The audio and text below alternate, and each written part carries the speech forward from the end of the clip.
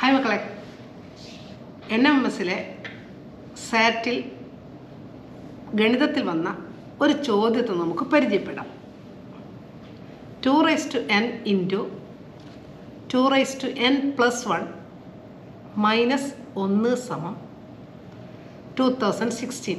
അതായത് 2 കൃതി n ഗുണിക്കണം 2 കൃതി n കൂട്ടണം 1 കുറക്കണം 1 സമം 2016 ആയാൽ എന്നിൻ്റെ വില എന്ത്? നമുക്കിത് ചെയ്യുന്നത് എങ്ങനെയെന്ന് നോക്കാം. 2n ഇൻറ്റു 2n + 1 മൈനസ് 1 സമം 2016 ആയാൽ എന്നിൻ്റെ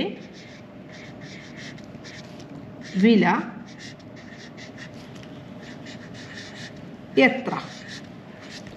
ഈ ചോദ്യത്തിൻ്റെ ഉത്തരം കണ്ടുപിടിക്കാൻ ഒരെളുപ്പമാർഗം പറയാം. അതായത് ചോദ്യം 2ൻ്റെ കൃതികളെ അടിസ്ഥാനപ്പെടുത്തിയാണ്. 2ൻ്റെ കൃതികളെ നമുക്ക് ഏതൊക്കെയാണെന്ന് നോക്കാം. 1, 2, 4, 8, 16, 32, 64 ഇങ്ങനെ പോകുന്നു.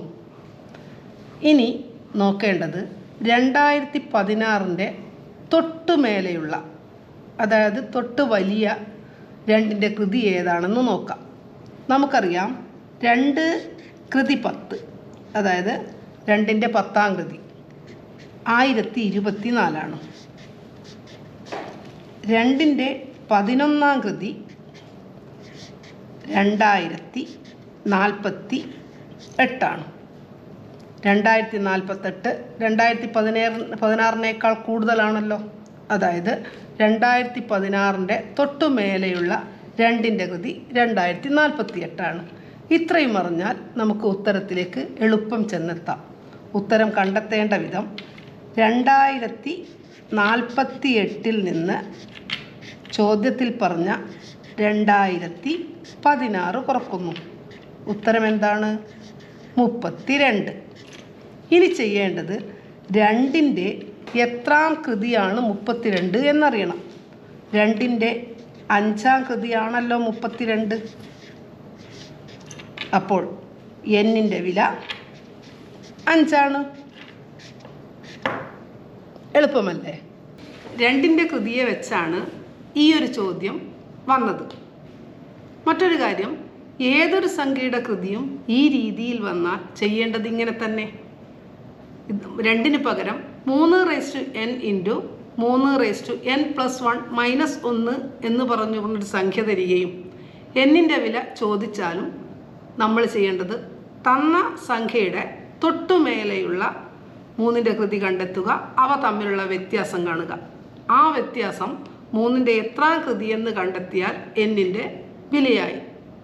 2ഉം 3ഉം മാത്രമല്ല, ഏത് സംഖ്യയുടെയും ഇത്തരത്തിലുള്ള ചോദ്യത്തിന് എളുപ്പം ഉത്തരം കണ്ടെത്താനുള്ള വഴി ഇതാണ്. മറ്റൊരു ഉദാഹരണം നമുക്ക് നോക്കാം. 5n into 5n + 1 minus 1 is equal to 3100.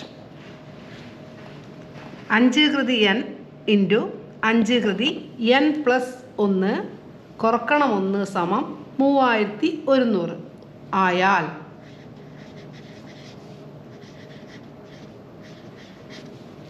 എന്നിൻ്റെ വില എത്ര? What is the value of n?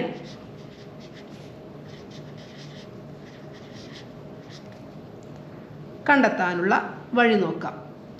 3100ൻ്റെ തൊട്ടുമേലെയുള്ള 5ൻ്റെ കൃതിയാണ് നമ്മൾ ആദ്യം കണ്ടെത്തേണ്ടത്.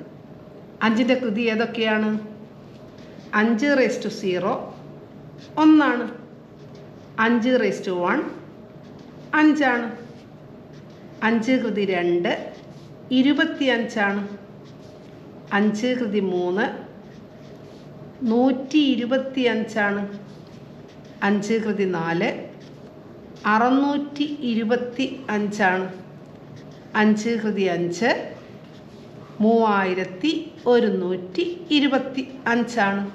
നോക്കൂ, 3100-നേക്കാൾ തൊട്ടുമേലെയുള്ള 5ൻ്റെ കൃതി 3125.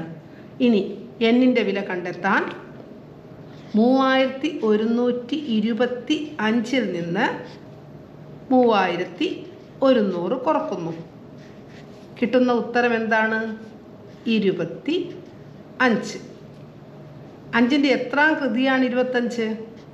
5ൻ്റെ 2ാം കൃതിയാണ് 25. അപ്പോൾ എന്നിൻ്റെ വില 2. ഉത്തരം എളുപ്പമായില്ലേ? ഇതുപോലുള്ള കണക്കുകളാണ് NMMS പരീക്ഷയ്ക്ക് വരുന്നത്.